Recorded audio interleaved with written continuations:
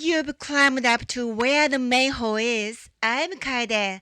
Let's take a few deep breaths. Otherwise, I will be out of breath when I'm walking and explaining. Before you head to the main hall, look at the bell on your right. The current bell was made in 1984, but to my surprise, the one from 1264 actually still survives. It's on display in the Kannon Museum, so you'll have to pay an extra admission fee, but if you want to see it, you should definitely stop by. This original bell has Hase Temple engraved on it, and is an important bell because it confirms the history of the temple goes back to that time. Most temple has large bells like this one, and since there were no clocks in those days, the bells were rung at fixed time to tell people the time. It's the same as church bells. Nowadays, the bells are rarely rung, and you can hear the sound of these bells only on December 31st, an important day on which they are rung 108 times to remove humanity's 108 earthly desires. Don't forget to see the Kakigara Inari, which is located next to this bell tower and is rarely seen elsewhere. It is said that the main deity of Hase Temple, Kannon, was led to this place by oysters. The oyster shell is enshrined as a deity that helps people to enjoy abundant lives. What's interesting is that the oyster shells are used as votive tablets for people to write their wishes on, and everybody can do so. This is actually my favorite place in the Hase Temple. It's quiet, and it's interesting that they worship oyster shells. It's also interesting that there is a Shinto shrine inside a Buddhist temple, which is unique to Japan. It's like having a mosque inside a church. The building between the main hall and the bell tower is the Amida Hall. Inside is a magnificent statue of Amitabha Buddha. It is said to have been built by Minamoto no Yoritomo to ward off bad luck when he was 42 years old, which is believed to be an unlucky age in Japan. Finally, we arrived at the most important building of the Hase Temple, the Kannon Hall. Unfortunately, photography is not allowed inside, so please listen to my explanation outside. If you are walking around with your cell phone, they may think that you are taking pictures and give you a warning. The main statue of the 11-faced Kannon washed ashore after drifting from Nara in the 8th century.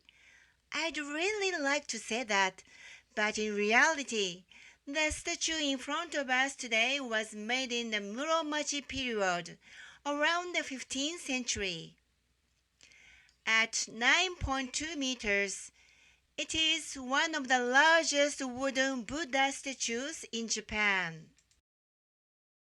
Kannon is a Buddha who listens to people's pleas and offers a helping hand. She has many hands and faces so that she can reach out her helping hand to many people at once. The Kannon here has 11 faces on her head, watching in all directions so that she can easily find those who are suffering. And in her right hand, she's holding something that looks like a cane, which symbolizes that she's trying to walk up to the people to listen to their wishes. Wonderful! In her left hand, she's holding a vase filled with lotus flowers. The lotus flower grows in dirty mud and blooms beautifully, making it the most suitable flower to represent the Buddhist ideal of the pure land of ultimate bliss.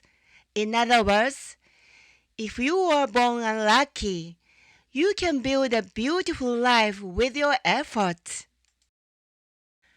Have a look at the large board that the statue of Kannon appears to be carrying. What do you think it is?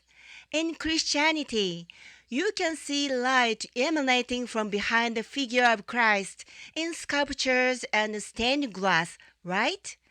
It's the same thing. A Buddha also has light emanating from their body, and the light is made visible in this way.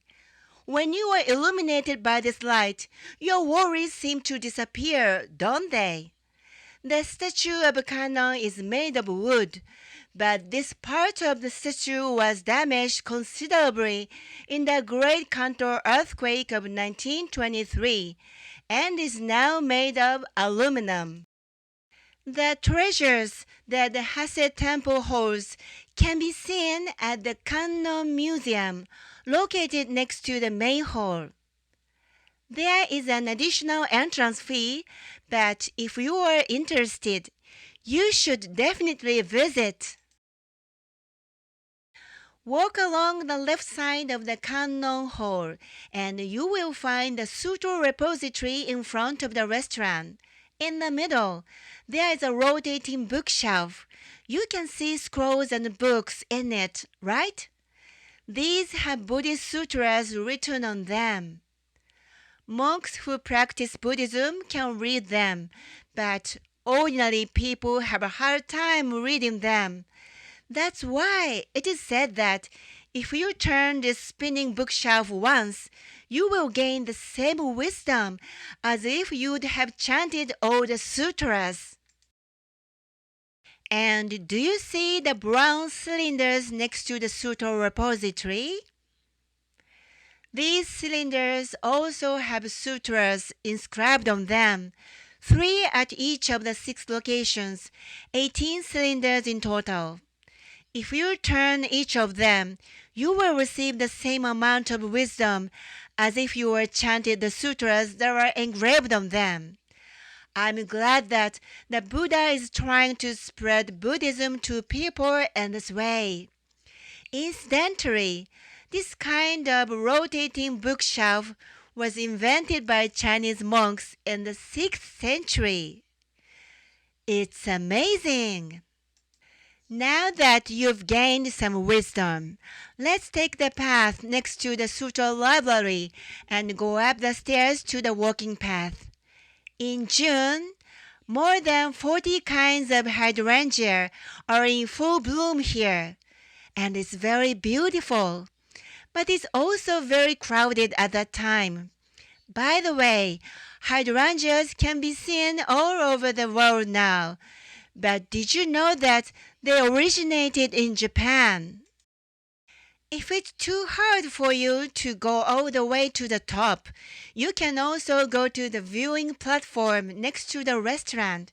From here, you can enjoy the view of the city of Kamakura, the mountains surrounding it, and the sea, and enjoy the nice atmosphere. There are also chairs and tables where you can buy dango, rice dumpling, and drinks, so please enjoy a break. Oh, but be careful, it's the seaside, and there are black kites trying to get your food. See you later!